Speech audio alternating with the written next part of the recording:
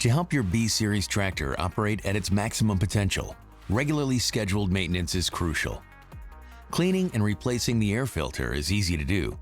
Precautions regarding personal protection should be followed as described in your operator's manual. Your local Kubota dealer will have the correct parts.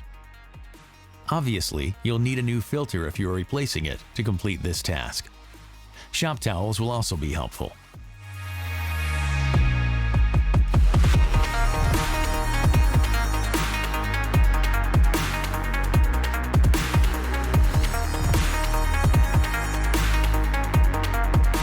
There are two air filter elements on your B2301, B2601, B2301-1, and B2601-1 series tractor. A primary and also a secondary element called the safety element. Under normal circumstances, you wouldn't need to do anything with the secondary element except when replacement is needed. We'll come back to that.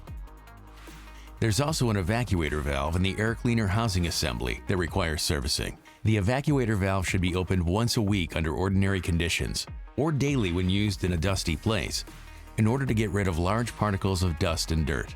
To remove the filter, first open the hood, then clean any debris around the air filter housing using compressed air or a shop vacuum. Then release the clips holding the cover on the air filter housing. Remove the air filter.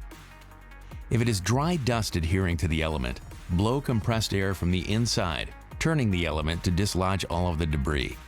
Or if the filter has carbon or oil on it, soak the element in detergent for 15 minutes, then wash it several times in water.